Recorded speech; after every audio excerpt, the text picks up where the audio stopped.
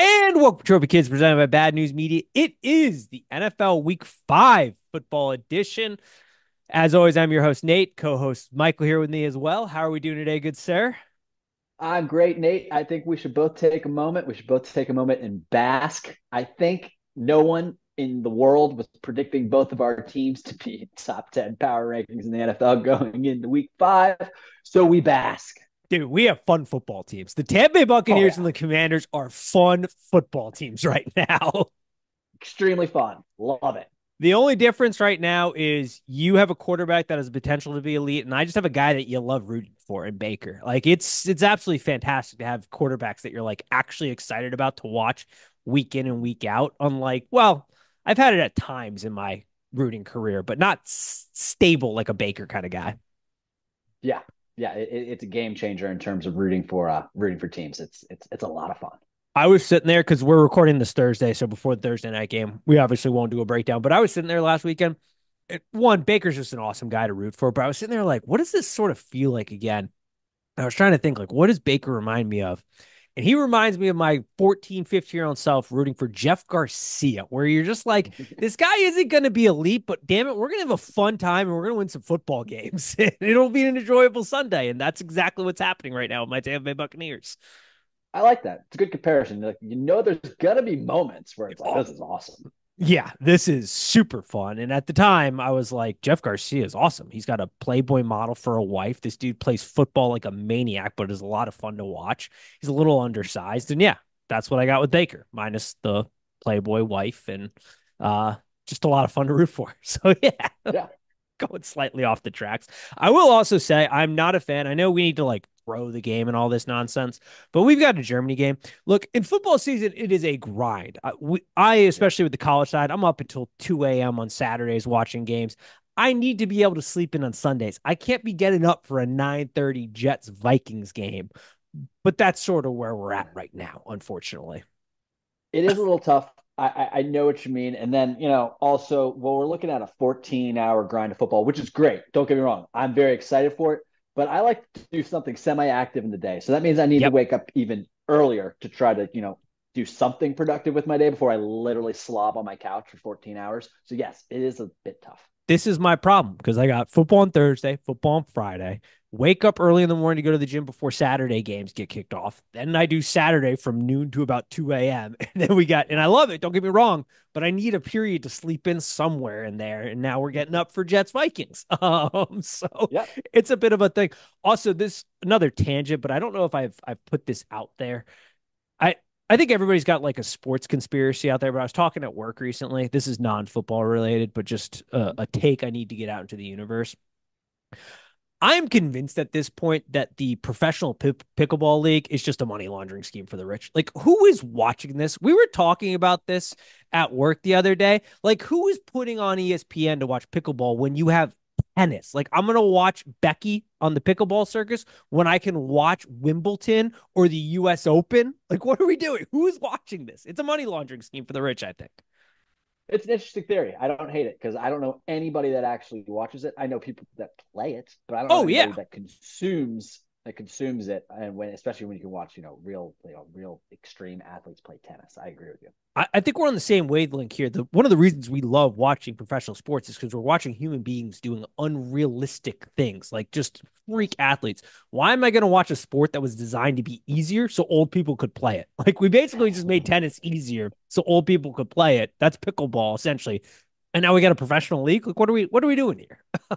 Yeah, it's like we don't really watch retired professionals play, so why would we watch No, pickleballers play? I mean there is golf, but I guess, Yeah, but still, yeah, that's an elite skill. yes. All right. Let's actually talk about an elite sport in the sport of football in the NFL. We got Jets Vikings. Line is at 2.5, over under 40.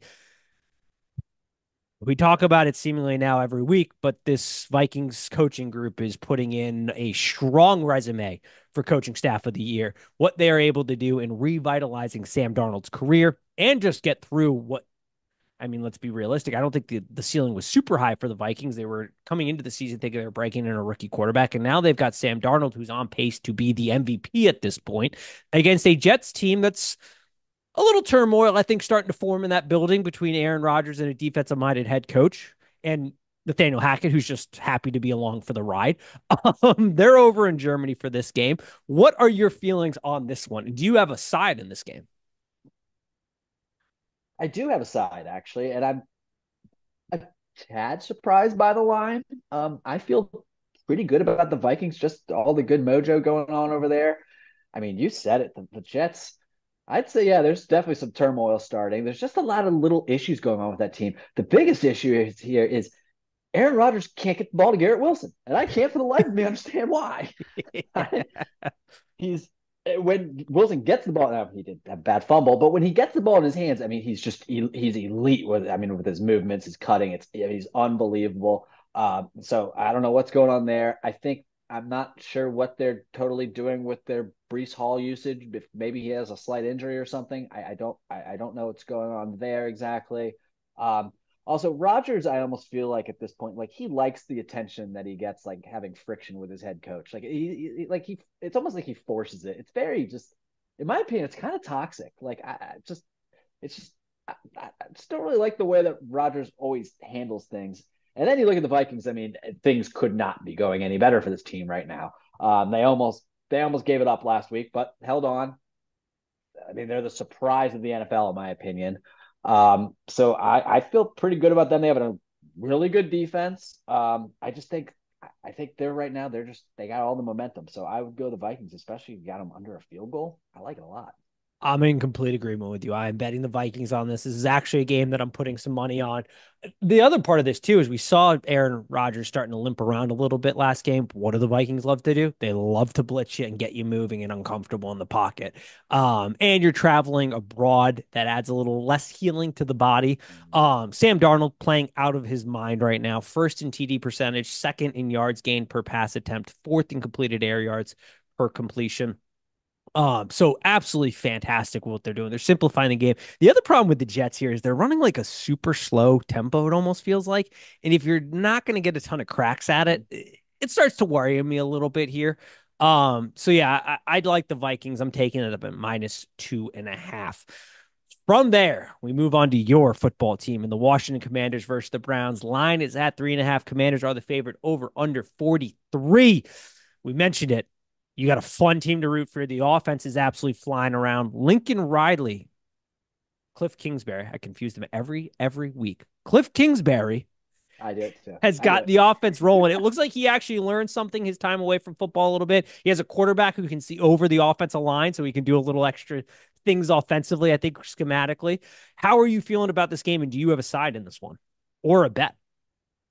Yeah, I mean, little worried that this could, potentially be a trap game type situation. It's by far the best defense that we have faced so far this season. So I think it's to give us the biggest test. I mean, their pass rushing is, they got some good guys coming from each side. That worries me a little bit. The way I would counter that though is, well, this is also the best offense that this Browns defense is seeing. I mean, right now you said it, the offense. I mean, it's just moving, dude. I mean, the 87 points in the last 2 weeks. Jaden Daniels, everyone's probably heard this by now, but this is blowing my mind. He has more scoring drives than incompletions. I can't wrap my head around that. That's the craziest thing I've ever heard.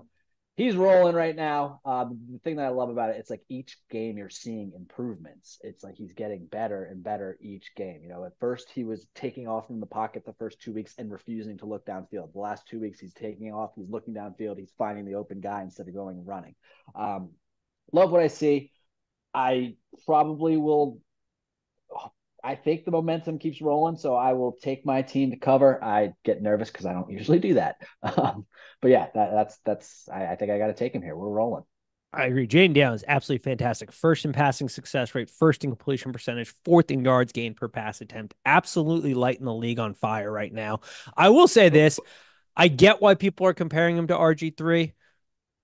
He's playing different. Like it just like I get why people want to compare it to him, but I still remember that first year and RG3 was absolutely electric. Let's not get it twisted here. Nothing against RG3, but Jaden Daniels' style is just different. And his ability to attack every level of the game. The Browns are a mess. I mean, Watson's third in sack rate right now. He's seeing 33.9% pressure rate. More about a third of his dropbacks, he's seeing pressure right now. At some point, I got to imagine they're going to go to Jameis because Yeah. while while Jameis is maybe not a better player than Watson, which is hard at this point because I don't think Watson's a particularly good quarterback, Jameis will get the ball out of his hands quickly. Like Jameis, he's decisive with the football. Now, is it the right read or the right decision? That's usually the question mark when it leaves his hand. But at least he's decisive with the football, and he's gonna get it out Yes. and give your team an ability to make some plays. So it feels like they need that right now with a team that is just struggling for life. Um, I don't have a bet in this game, but Yeah. yeah, I'm gonna stay away from it. Ravens Bengals line is at 2.5. Ravens are the favorite over under 49.5. The Bengals are on life support. This is a must win football game coming into this one. You saw the Ravens absolutely crush the Bills. Felt like the Bills were on a little bit of borrowed time, just the way the team is structured right now I with all agree. the new Yes. and the weapons. And you run into this Ravens team that's finally starting to kind of get a grasp for what they are offensively and more importantly, what they are defensively, because they are breaking in a new DC. Can the Bengals keep up with this Ravens team given what we've seen in the first couple of weeks? Or is this another opportunity where the Ravens sort of buzzsaw a team? What are your feelings on this one? I you look at the two teams, and you're like, oh, that's going to be a good game. But then you think kind of what's been happening recently. You're like, I don't know. I think the Ravens kind of go in there. They might roll them right now. They, I mean, their ability to run the ball right now is just absurd. I mean, it's crazy, and you can run on the Bengals. So Yep. that's definitely a problem. I love Lou, but I think Lou is lacking talent right now. That makes a big problem in the NFL. I swear. I mean, 100%. coaching is very important, but I think talent might be a little more important. So yeah, I just don't like the matchup right now. Baltimore's rolling.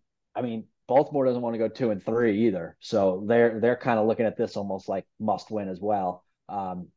This sounds funny. They don't want to go 2-3 and they got Washington next on the schedule. So, This um, is true. so yeah, yeah. So I think they're pretty much just as desperate as Cincy, and they're just the better team. So I go with the Ravens. Yeah, I think if this number stays under 3, I'm going Ravens. I'm sort of holding off, hoping I can get a 3 at some point here and not have to buy it because then I might go to the Bengals. We've seen Justin Tucker have some field goal issues at this point. We've seen that this Ravens offense or defense, it's secondary, can get pushed a little bit. They haven't faced a team that can really stretch them out. The Bengals are finally getting healthy. Do I think the Bengals can win this game? I don't know about that because you hit it right on the head. Like their rush defense, they are desperately missing DJ Reader. Letting him go and paying a guy like Hubbard, I get why you did it, but like we saw the splits when DJ Reader was off the field versus on the field for the Bengals rush defense. It wasn't pretty. I was at that Commanders Bengals game. That defensive line thought they were at a high school prom. Like they were dancing with the offensive lineman. Get off your blocks. My goodness. Without Trey Hendricks, there is just zero pass rush there. And you're right. Like Lou can only do so much. We see them at times cook up a really good defense, but you're only as good as sometimes the ingredients allow you to cook. And it's a week to week effort right now. But I do think if it pops to 3, I'm taking the Bengals. If it stays below 3, I'm going Ravens. And I will bet this game depending on that. So that'll be a Sunday tweet out kind of bet. The Panthers Bears line is at 4, over under 41.5. Talk about two teams that are struggling with identity right now. The Panthers have gotten a little bit of a jolt with Andy Dalton taking over and having some presence of an offense, but they're running into a Bears defense that is fantastic against the pass, shows some vulnerabilities against the rush, but more importantly, the offense is seemingly lost right now in Chicago as Caleb Williams tries to get his feet under him in the NFL, and he doesn't really have a great brain trust of coaching, I don't think. I think keeping Eberflus was a little bit of a problem, but we shall see. What do you make of this game? Yeah, you said it kind of. This game kind of sucks. So, in my opinion, we should have fun with this game, and they should play Bryce so that them two can play each other and they can figure out who the real winner is. Um, Obviously, that's not going to happen. I think right now, I probably trust old Andy Dalton to go in there and cover if you're going to give him 4 points. You said it, the Bears, they're just kind of a mess. I did like the usage of DeAndre Swift last game. I would highly recommend using him more. I know the run blocking can be an issue. That's which is kind of not good. But right now, I trust the old veteran Andy to go up in there, and he can play in Chicago environment. He'll be fine. 4 points. Give me the Panthers. I'm with you. We're in agreement. I'm betting this game as well. Bears are currently letting up 4.5 yards per rush attempt. They're going to be able to run the ball a little bit. I don't expect them to have a ton of success in the air, the Panthers, because of that secondary in the Bears, but like I have zero confidence in the brain trust that is that Bears coaching staff. I have a little confidence in Andy Dalton. He's given this team a little bit more confidence on offense, knowing that the ball is going to actually get out and be where it's supposed to be on time most of the time. So yeah, give me the Panthers in this one. Colts Jags line is at 2.5, over under 46.5. Is it possible for the Jags to go winless, or is this the spot that they finally get a win on the season? Uh, I don't think I think there's just too much talent on this team to actually be a winless. If this team were to go winless, this is the biggest like disappointment in terms of winless teams ever. But they are a disaster. They really are. I mean, like what can go wrong will go wrong. Um, and poor Doug Peterson, like before the season, I think Shad Khan or whatever was just like, "This is the most talented team we've ever had." So like Doug's obviously getting fired. Yeah. I mean, so it's just it's a disaster. And I can't even. I'm shocked that they're favored. I can't put any money on them. I probably won't put anything on this game, but gun to my head, I'd pick the Colts. Yeah, I'm staying away from that. I feel like Jags at home. They've been historically decent against the Colts in Trevor Lawrence's time at home, away. I don't think they've won a game in Indianapolis in Trevor Lawrence's time with the Jags, surprisingly. But I'm too chicken to bet on the Jaguars at this point. Like Trevor Lawrence looks absolutely lost on the football field, series to series. I don't even know if he understands what they're trying to do offensively from a schematic standpoint. It's a bit of a disaster. Mhm. But I'm staying away from it. Bills Texans line is at 1, over under 47. Bit of a revenge game for Diggs here. It is in Houston. We saw the Buffalo Bills struggle against the Ravens. That's factored into the number, I think, a little bit here. We saw the offensive struggles without really a big, deep threat passing game. It's a lot of short kind of stuff. Defensively, I think we sort of saw, time up a little bit on them, trying to break in so many new pieces defensively. Going against the Texans team that is still trying to find an even balance on their offense, I think. But my goodness, do they have the talent? What do you make of this game? Yeah, the Texans. After like 2 weeks, I was like, "Oh my gosh, the Texans are going to the Super Bowl." But yeah, they got to reel it back a little bit. They're still kind of gelling together. And you said the Bills. I mean, this is obvious. I don't mean to sound obvious, but if you contain Josh Allen, this team can't do anything.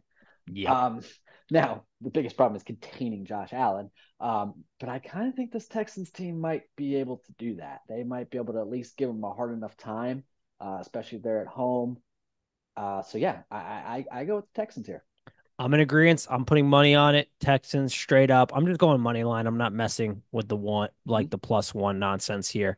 Give me the money line, a little better juice on that. I think the Texans offensively are going to be able to move it against this Bills team, attack the middle of the field. But more importantly, to your exact point, D'Amico Ryans is a fantastic defensive mind. He has definitely identified what you just said, which is accurate. As long as you can keep Josh Allen contained, the offense sort of implodes on itself a little bit. Once he starts able to move around and start making plays with his feet or being mobile, that's when things get a little chaotic.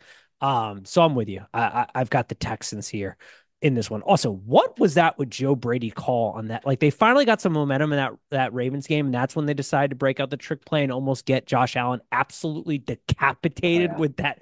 I'm sitting there like, what are we doing? This is the moment in the game where you pull that out. It felt so like this felt like a team struggling to find its identity right now offensively. Yep, completely agree. All right. The worst football game maybe on the NFL schedule, given the circumstances, and the Dolphins versus Pats. The line's at 1. Over under is 36. You'd think Army Navy's playing in this game. I don't know. Are these professional football teams at this point? I shouldn't say that about the Patriots. At least they have some life, but my goodness, are the Dolphins. And it's circumstantial. We understand that. There's been injuries there. But that situation is looking like it's about to absolutely implode at any moment. Yeah, I completely agree. This is the way I kind of look at this game. The Dolphins are used to winning pretty. The Patriots are used to winning ugly. And this is going to be a game where you're going to have to win ugly. So give me the Pats. I am with you. We're in agreement again. I don't know if I like that we're in agreement as much on this, but we are very much in agreement right now, Yeah, lock and step. Um, Here's the real problem. Do you think they make a head coaching change this year in Miami? it's kind of like, pro- I don't know, probably not, but I do get what you're saying. Where it's just like this is very like you. He needs to have like super talent, and he needs a quarterback. I just don't know how effective he is without. Like they should still be okay with the receiving threats they have and the running back they have. I think it should be going better. I think he'll be okay, but I understand the frustration that's happening because, like, he's obviously a brilliant offensive mind. Like, don't get this twisted here, folks. But as a head coach and his ability to be a head coach, we've seen them sort of get out physical late in the series. Anytime they play a physical football team, they tend to lose. And then things tend to fall apart pretty quickly. And just his whole aura and vibe, I think, makes it tough to be rooting when you're losing the way they're losing. And that, like, that's nothing personal against him. It's just as the head coach, I can understand where Dolphins fans maybe are getting a little frustrated of the style of play and the Yes. style of losing. Do I think he should be fired? No, because I think like the circumstances are terrible, but I can see why it's coming to a boiling point a little bit. Yes, for sure. Cardinals 49ers lines at 7.5 over under 50. Oof, man. I said that this was the year that the wheels might fall off the bus from an injury standpoint. I don't know if Christian McCaffrey has working legs. It feels like every week we get another report that something wrong has going on. Yeah. Like, is he able to walk? What is happening? I don't know. I hope I'm wrong. I'm not a doctor, but I mean, at this point, I'm like, okay, Christian McCaffrey's probably not playing this season. No. I mean, it's just, what do I know? I But mean, he's it flying to doesn't sound good. Germany right now, I think, Yeah, to see a doctor. If you're going to another country, that is not your first, second, or third opinion. That is like, yeah, we need something experimental to happen now. yeah. Like in the middle of the season, yeah, it's crazy. But one thing I will say is, I saw this Cardinals team play live last Sunday. I was in the building for that masterpiece Jaden Daniels put on. That team is terrible, and Kyler Murray doesn't. He just looks all out of sorts, and he loves to run around the pocket, but he doesn't like to run up field at all, and it's very confusing. I'm like, Yep. Kyler, run! Like, and he just like won't do it. Like he's so fast. He's so fast behind the line of scrimmage, but like he could have burned us on so many plays and he didn't. And it was very strange. I just think the Cardinals are just such a disaster. I think this is the game where the 49ers they need to deliver another beatdown to feel good about themselves and to quiet people about all their injuries. And I think they probably will. So I'll go with the Niners. You want to talk about the opposite of what's happening in Miami? Kyle Shanahan's a coach that no matter who is out there, this team is going to compete. They might not win Yeah. a Super Bowl, but they are going to compete, and they're going to compete in their division, and they're going to compete against 80% of the league. It does Mm-hmm. not matter if me and you were out there. Would we last very long? No, but I'm sure he would find a way to get us a 4 or 5 yard gain. Oh, And then we'd I'm scoring immediately one touchdown. yeah, and then Yeah, we'd I'm getting one immediately touchdown. die on contact over the middle. But he'd find a way to scheme it up that we're getting some production with me and you out there, with anybody out there. Kyle Shanahan, I mean, unbelievable job with what's handed. Yep. That dude turns ramen into a freaking 3-star Michelin restaurant. An instant ramen, not some good ramen. Yep. So yeah, I'm with you. I think this is another dominant performance here by the 49ers. All right. From the 49ers Cardinals, we move on to Raiders Broncos. Line is at 2.5 over under 35. And we said it the first week. How long would Devontae Adams be in Las Vegas? And it turns out not very long. He already wants out. That I almost said program. I'm getting my college and my NFL all messed up. That team is a bit of a disaster. But then you got the Broncos, who are coming to life defensively, but offensively, it is still very much a work in progress with a young quarterback in Bo Nix. What do you make of this game? Yeah, it's funny you brought Devontae Adams. Yeah, we saw that coming in. Like we mentioned him. If you watch that receiver show, he does not like playing there. Um, No. I I don't know if I want Devontae Adams because that receiver show. I mean, it's stupid that I took so much from it, but it kind of made me be like, "Ooh, that guy's kind of a poor sport, kind of a bad attitude." But he's so He's heading to good. the Jets, Um, I think. yeah, I think that's probably appropriate. He could probably, that sort of attitude would probably be welcome there, as the quarterback already has it. So, in this game Yep. here, I mean, it's bad. I'd probably go with the Broncos just because I think that defense is a lot better. One thing we didn't really mention here at the start of the show, it's a bad week of games. The 4 o'clock games are terrible. Terrible. It's terrible. College football is the same. Like, if you need a weekend to go pick apples with a significant other or spend some time with the family, this is the week to do it both in the NFL and the college game because it's a break Yeah, week for those that aren't degenerates like you and myself who need to consume it correct. all. But if you need to spend some time with your family, this is a great weekend to do it. Absolutely is. Agreed. Yeah, I'm with you. Bronco. Once again, we're in alignment. I highlighted that this is a game I'm going to bet because I like what that defense does right now. I don't think I think the Raiders are about to implode. I don't love the head coaching situation there. I get it. He's like a rah guy, but in the NFL that only lasts so long. You got to be able to put together a good kind of schematic game plan. And they just don't have the tools to really compete right now. I think at a high level. So give me the Broncos on this. Packers, Rams. Line is at 3, over under 49.5. Are the Rams going to make it to the end of the season? At this rate, I don't know what this team is going to look like in a couple of weeks. Like they are held together by bubblegum and duct tape, it feels like every single year at this point now.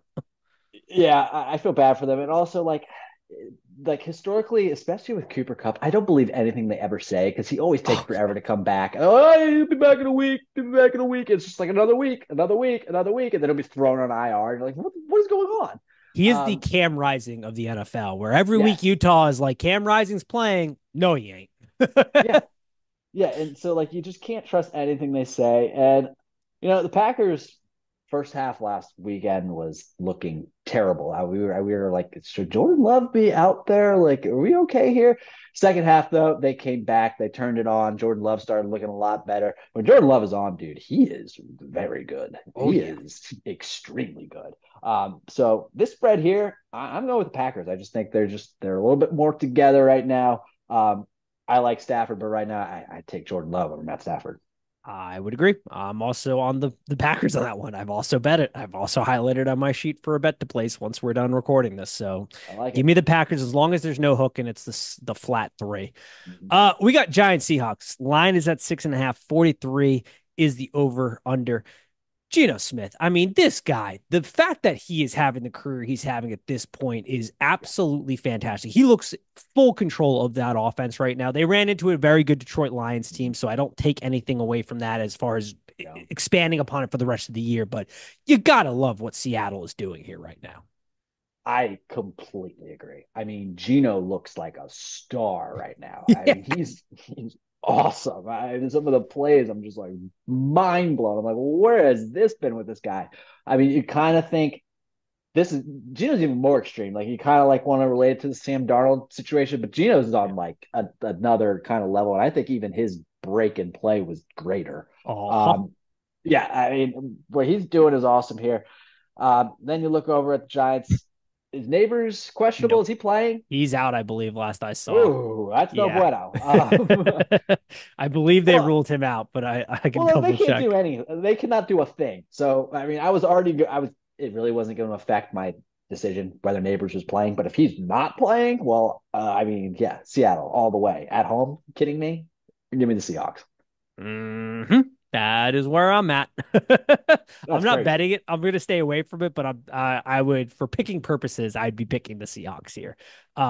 Because my goodness, like I, I, I will say this about the Giants: they've improved slightly since Dable's Yes, taken they over have. play calling. Like he just does a better job of like knowing his quarterback and giving him an out. He did the same thing in Josh Allen's early part of Josh Allen's career. Like people think that Josh Allen was always they forget what Josh Allen looked like when he first came in this league. Dable was a big reason for his progression as far as like teaching him his outs in each play and making sure like, hey, you if the home run's not here, if what we're scheming up here isn't here, here's your out. Here's where to go with the ball right after that read. And he does a good job of simplifying it. I think he's done that for Daniel Jones to a good level, but like you just said, there is nothing going for them offensively if Neighbors isn't out there. He is 90% of this offense. Like even when he's not producing, the threat of him producing is Yeah. what allows them to roll.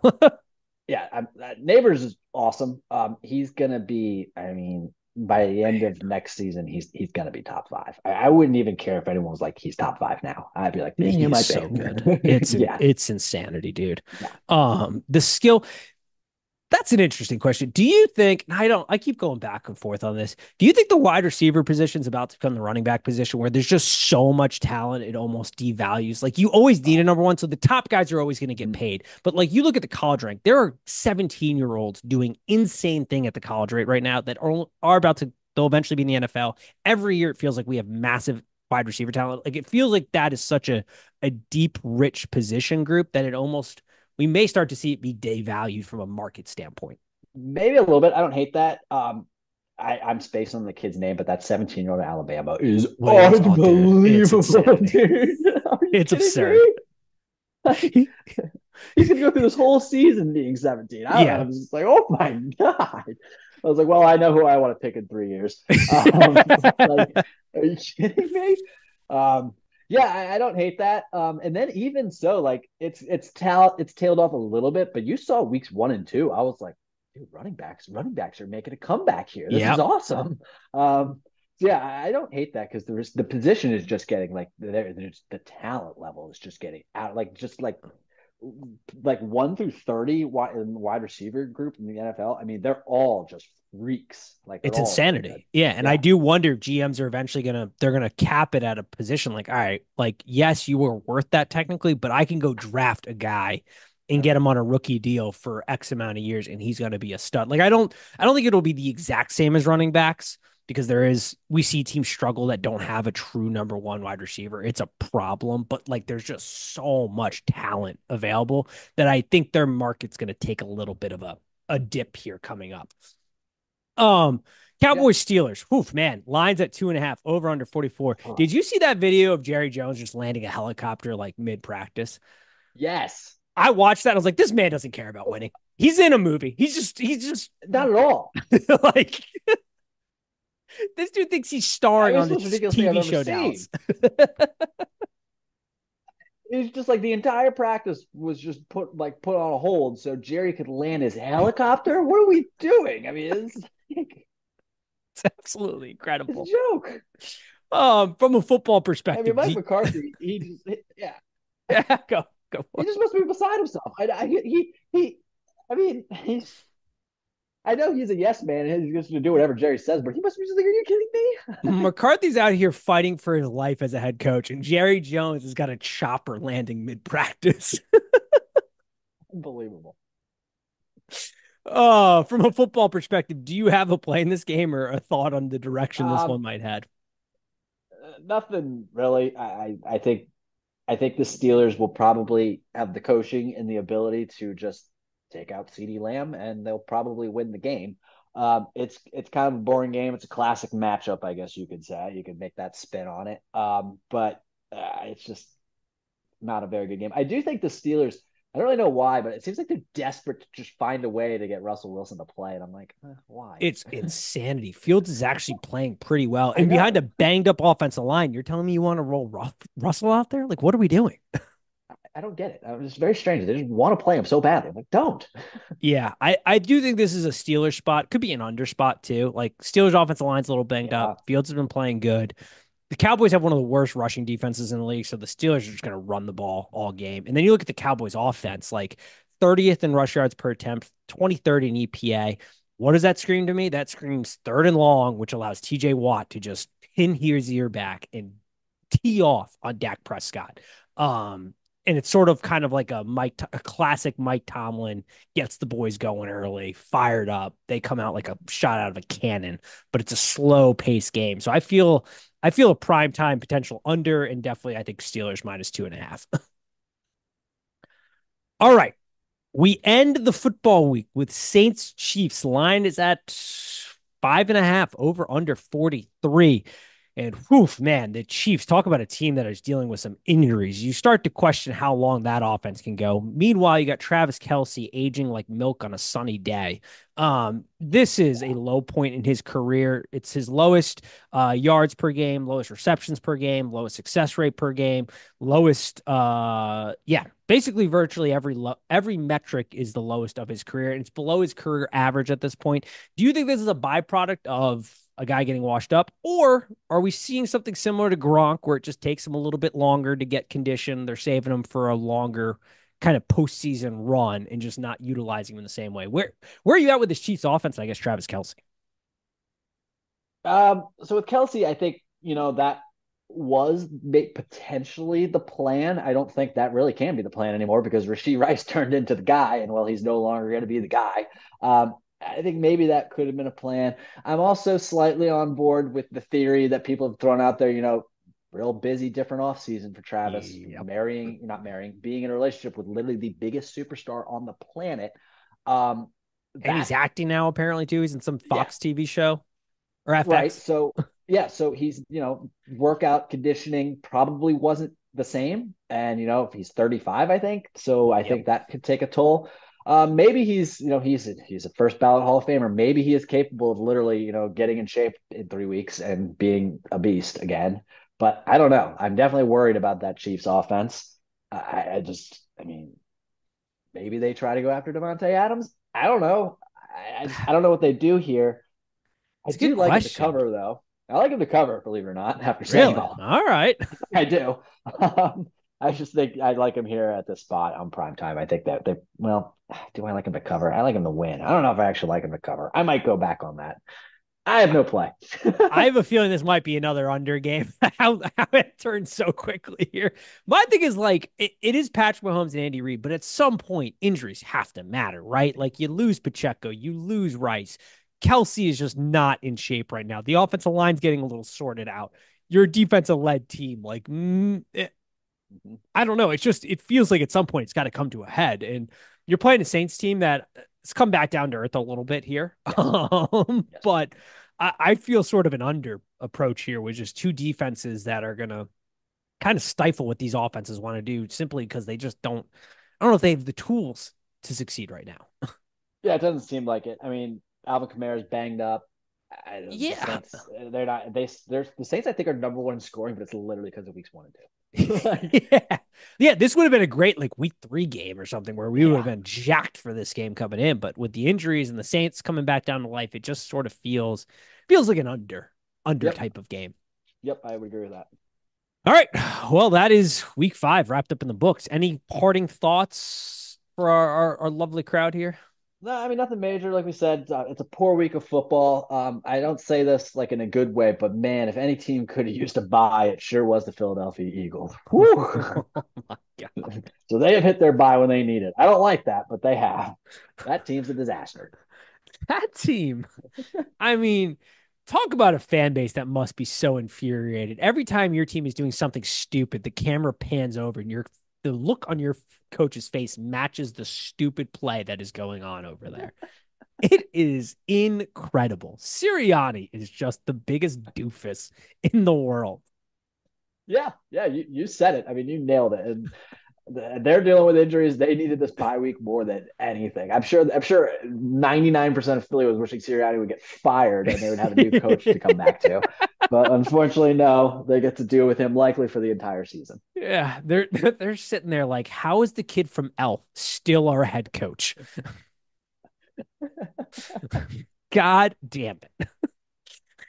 Can Kellen Moore, somebody please take over? Because I don't even think Sirianni's allowed to make like decisions at this point. So I don't know what he's doing. I don't think anyone respects him on the team. I I mean, it's unbelievable.